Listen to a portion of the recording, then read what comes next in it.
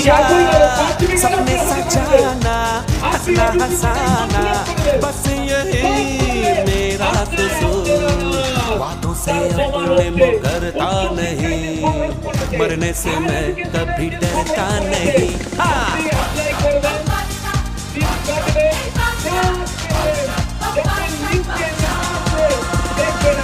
आशिक हूँ मैं, कातिल भी हूँ, सबके दिलों में शामिल भी हूँ।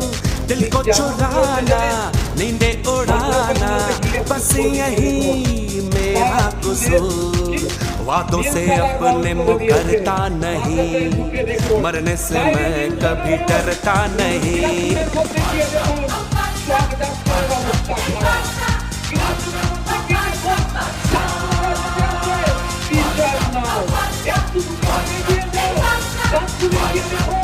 বাথরুম করার যোগ্য নয়, কিন্তু বাইরে নীল সাদা রং করে দিয়েছে।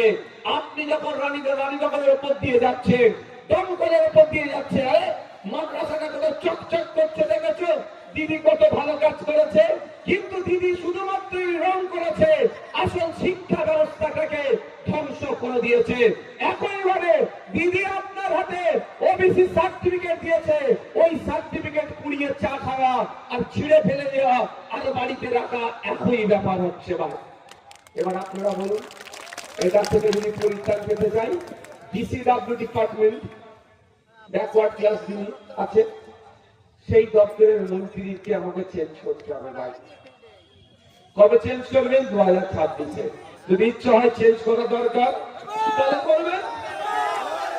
মুর্শিদাবাদের মানুষের আপনাদের জানিয়ে রাখতে চাই, আপনাদের বলতে চাই যে প্রথম পয়েন্ট না, সেখানে ওয়াকফ সংশোধনী আইন 2025 বাতিল করতে হবে। এই লড়াই কিন্তু আমাদের থামলে হবে না, এটুকু মাথায় রাখুন। আপনার এলাকার যে এমএলএ আছে, আপনার এলাকার যিনি এমপি আছেন, এমপির নাম কি? একবার জিজ্ঞাসা করে নেবেন যিনি এমপি আছেন, হ্যাঁ আমাদের মসজিদটা এখনো সুরক্ষিত আছে, মাদ্রাসাটা এখনো সুরক্ষিত আছে, ঈদগাহটা এখনো সুরক্ষিত আছে, এটা কার অবদান? একবার আবু তাহের খান সাহেবকে জিজ্ঞাসা করে নেবেন, উনি উত্তর হয়তো সঠিক দেবে না। তাও বলে যাচ্ছি, এই মাদ্রাসা, মসজিদ, ঈদগাহ, কবরস্থান, ওয়াকফ সম্পত্তি এখনো যে আপনাদের হাতে আছে, এই নওশাদ সিদ্দিকীদের মতো কোটি কয়েক মানুষের করা মামলাতে। আর মমতা ব্যানার্জি, কোন অভিষেক ব্যানার্জি, কোন আবু তাহের খান সাহেব কিন্তু মামলা করেনি।